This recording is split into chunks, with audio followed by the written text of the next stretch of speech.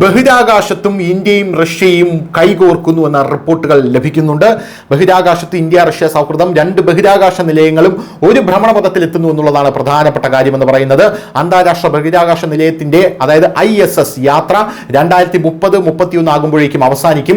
അതിനുശേഷം റഷ്യയും ഇന്ത്യയും ഒരേ ഭ്രമണപഥത്തിൽ ഭാവിയിലെ ബഹിരാകാശ നിലയങ്ങൾ സ്ഥാപിക്കും എന്ന വിപ്ലവകരമായിട്ടുള്ള റിപ്പോർട്ടാണ് ഇപ്പോൾ പുറത്തു വരുന്നത്. അതായത് ഇന്ത്യയും റഷ്യയും തമ്മിലുള്ള സൗഹൃദം വെള്ളത്തിലും കരയിലും ആകാശത്തും ഇപ്പോൾ ബഹിരാകാശത്തും കാണാൻ സാധിക്കുമെന്നുള്ളതാണ് ഇതിലെ ഏറ്റവും വലിയ പോയിന്റ് എന്ന് പറയുന്നത്. ഇന്ത്യയുടെയും റഷ്യയുടെയും ബഹിരാകാശ നിലയങ്ങൾ ഒരേ ഭ്രമണപഥത്തിൽ പ്രവർത്തിക്കുമെന്ന പ്രഖ്യാപനം റഷ്യൻ ബഹിരാകാശ ഏജൻസിയായിട്ടുള്ള റോസ്കോസ്മോസിന്റെ തലവനായിട്ടുള്ള ദിമിത്രി ബക്കനോവ് ഡൽഹി സന്ദർശന വേളയിൽ നടത്തി.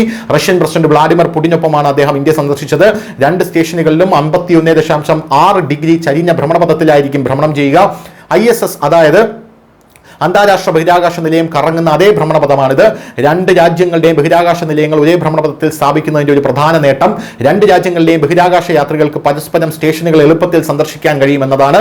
അവർക്ക് ഒരുമിച്ച് ശാസ്ത്രീയ പരീക്ഷണങ്ങൾ നടത്താൻ കഴിയും. ഇത് മാത്രമല്ല, അടിയന്തര സാഹചര്യങ്ങളിൽ അവർ പരസ്പരം സഹായിക്കുകയും ചെയ്യും. റഷ്യൻ സ്പേസ് സെന്റർ എനർജിയാണ് ഇതിന് ചുക്കാൻ പിടിക്കുന്നത് എന്നുള്ളതാണ് മറ്റൊരു പ്രധാനപ്പെട്ട കാര്യമെന്ന് പറയുന്നത്.